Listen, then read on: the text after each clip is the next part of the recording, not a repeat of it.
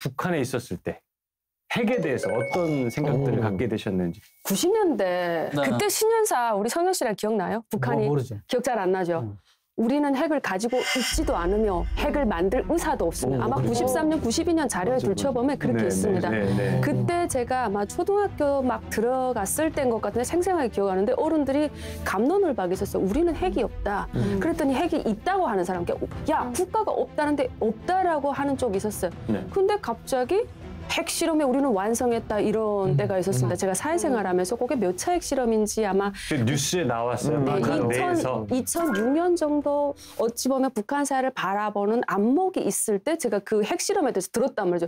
저는 그때 생각한 게 내가 어린 시절에 북한이 공식적으로 그것도 김일성이라는 사람이 우리는 핵을 가질 필요도 없으며 핵이 없다고 신년사에서 얘기를 했는데 거짓말이었네. 이때까지 다 만들고 준비했네. 이런 생각을 했어요. 제가 초등학교 다닐 때 저는 약간 시골 같은 데 사는데 엄청 큰 학교에 다 모이라는 거예요. 그래서 지역에 있는 학교들이 다 한 곳에 다 모였어요. 근데 그게 핵실험 1차 성공했을 때였어요. 그리고 나중에 제가 군대에 가서 군복무 하면서 핵실험 2, 3차 쭉 다 이제 진행을 한 거거든요. 그런데 북한에서 그 군인들이 생각하는 핵이라는 거는 이거를 뭔가 국제사회의 힘의 그 균형을 맞추는 거다. 이렇게 생각을 해요.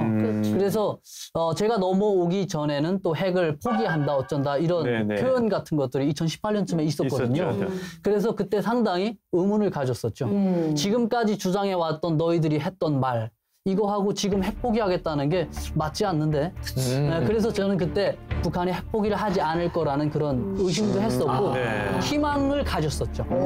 핵을 좀 포기해봐라 어디. 핵이라는 게 궁극적으로 그 김정은 세습 독재를 위해서 존재하는 거지 전반적 북한 인민들을 위해서 존재하는 거는 아니라고 보거든요. 저도 열병식을 보면서 이제 핵을 보게 되었는데 그때 당시에는 장군님께서 우리나라가 좀 강하게 되는 나라라고 하면서 이제 그 핵을 보여줬어요. 그러면서 우리나라를 지킬 수 있는 그런 강한 무기다라고 생각을 했었는데 솔직히 그 뒤에서는 수많은 사람들이 화철과 돈과 모든 것을 다 갖다가 학교에다 반납하고 이렇게 했었거든요.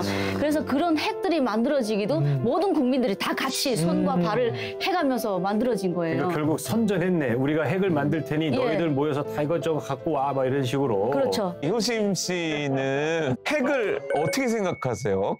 이 세대들은 핵에 대해서? 물론 엄청 위험하다는 걸 생각을 못해요. 북한 정부가 선전할 때는 뭐 우리나라를 위해서 하는 거다 막 이렇게 뭐 김정은 독재를 위한 거잖아요.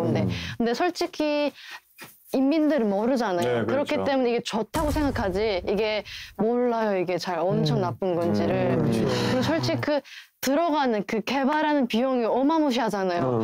그거를 대신 백성들한테 인민들한테 주면은 1년 동안 먹고 살아요. 한 명을 살리면 되는데. 그 얘기죠. 항상 얘기하는 게. 야, 사실 또 최근에 북한이 뭐 핵물질 생산기지, 뭐 연구소 사진 다 공개를 했어요. 그러니까 뭐 이거라도 좀 과시를 하려는 몸부림 같잖아요. 좀 어떻게 보십니까? 북한의 몸부림을. 그러니까 미국의 비핵화 협상 포기와 핵 군축 협상으로의 전환을 압박하려는 메시지로 보입니다. 우리는 이렇게 핵무력을 다 완성했고 핵이 이미 다 완성됐으니까 너희들이 어떻게 포기한다고 해서 우리가 호락호락 포기할 사람이 아니라는 거죠. 그리고 또 하나는 내부 결속을 다지기 위한 거죠. 북한은 항상 외부에 적이 있어야 돼요. 그렇죠. 야, 지금 외부에서 우리를 먹으려고 하는데 우리가 이걸 가지고 있어야 우리가 먹히지 않는다. 이걸 만든 것은 경리하는 김정은 원수님의 위대한 어떤 용도로 인해서 만든 거고 그 누구도 핵을 가질 수 없는 거 아니냐. 남한도 못 만든 걸 우리가 가지고 있으니까 이게 장군님이 있어서 가능한 거고 남한은 핵을 만들 수 있는 기술 자체도 없다. 이렇게 확 깎아칩니다. 그래서 북한 주민들은 한국에 핵을 만들 수 있잖아요. 한 달이면 만든다고 하더라고 우리 기술이. 그걸 몰라요. 그래서 우물 아래 개구리처럼 우리 정말 과학기술이 발전되고 우리 정말 근사한 나라라서 남쪽도 못 만드는 핵을 우리가 가지고 있으니까 우리 정말 대단한 것 같아. 이렇게 생각을 한단 말이에요. 근데 혹시 이제 대한민국은 교육을 시킬 때 군인들한테도 핵의 능력보다는 핵의 두려움과 부작용과 이게 얼마나 무서운 건지를 가르쳐 주는데 혹시 북한 주민들에게도 그런 기본적인 군인들한테 이게 교육이 돼 있나요? 일단 우리 대한민국에서 가르칠 때 역사적으로 핵 사용, 원자탄 사용, 히로시마, 나가사키 이걸 언급하잖아요. 네. 그런데 북한의 교과서에서는 그걸 언급하는 거가 없었던 것 같아요. 제 기억으로는. 그것 때문에 해방이 됐잖아요. 네. 그런 거하고 연결이 될 수 있기 때문에 연결 자체를 시키지 않는. 그럼 그렇게 완전 다 봉쇄해버렸는데 지금 현재 북한의 그 핵 개발은 어느 정도까지 왔을 거라고 생각하세요? 글쎄요. 단계별 핵심 기술들이 있는데요. 사실 그 핵심 기술은 북한에서 러시아로 보내진 군인들의 목숨값으로 아마 받아왔다고 생각합니다. 또 국내적으로는 기술자들 쥐어짜서 목숨을 붙잡고 가둬놓고 쥐어짜서 어느 정도 뭐 하나 만들어서 하나 쏘아 올리고 하겠죠. 그래서 우리가 생각하는 막 대량적인 군사 공업으로서 그런 핵 기능을 가지고 있다라고 저는 생각하진 않고요. 정말 하나 만들어서 하나 쏴 보이고 하는 거의 뭐 장인 정신이라고 생각합니다. 그렇구나. 사실 근데 지금 이제 최근까지도 이제 군대에 있었으니까 네. 북한에서 실제로 핵을 사용해서 전쟁을 일으킬 수 있는 가능성이 있다고 보십니까? 어떠세요? 그 김정은이 계속해서 언급하잖아요. 그걸 또 법으로 만들었거든요. 핵무기를 우린 선제적으로 사용할 수 있다 이렇게. 그래서 김정은 체제가 실질적으로 위협을 딱 받는다고 했을 때 갑자기 위협을 받으면 그때는 사용할 수도 있겠다. 바로. 네. 바로. 그래서 그걸 계속 북한도 언급하지만 자기들은 전쟁 억제력이다 이렇게 이야기하거든요. 어떻게든 방어하면서 본인이 네. 공격받을까봐 왜냐하면 체제로. 재래식 무기가 어지간하게 우리 대한민국하고 균형이 맞아야 뭐 핵이 없이도 전쟁할 수 있겠는데 재래식 무기가 전쟁을 수행할 능력이 안 되거든요. 그냥 뭐 유명무실을 하거든요. 네. 그러니까 거기에다가 힘을 쏟을 수밖에 없는 그런 구조로도 되어 있는 것 같습니다. 예.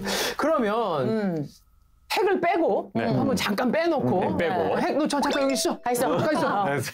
그러면 왜냐면 우리는 항상 그런 얘기 하잖아요. 군사력. 군사력. 우리나라와 북한의 군사력은 어떤지 아까 성희 씨도 말씀해 주셨지만 좀 더 좀 예를 들어서 어느 정도 좀 차이가 날까요?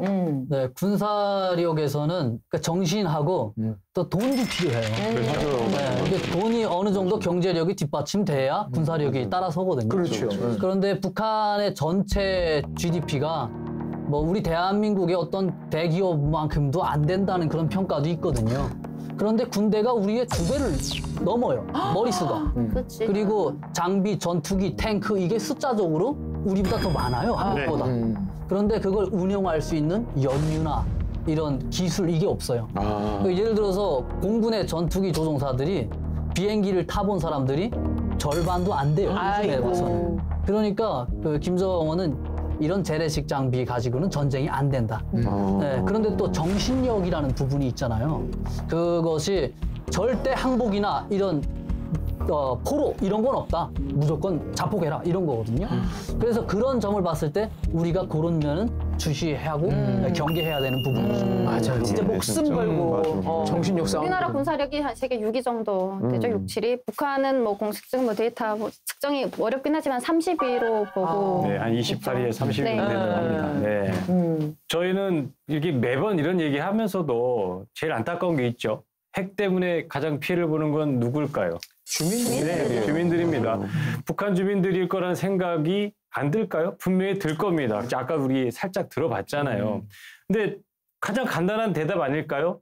우리 인민들의 돈을 뺏어서 네, 거기에다가 다 쏟아붓고 있는 그런 거 뭐 어떠세요? 보면 안타깝죠, 그죠? 네, 저는 북한에 있을 때는 그 상황을, 현실을 몰랐기 때문에 그냥 그렇구나라 생각할 수 있었는데 한국에 와서 현실에 눈을 뜬 순간 어이가 없는 거예요. 뭐 하는 거야 진짜 막 이런 생각이 막 들더라고요. 진짜. 이렇게 하니까 북한에서 인터넷이랑 못 쓰게 하고 네, 그리고 어디서 외부 정보가 들어가면 정말 이렇게 발작을 하는 거예요. 맞아.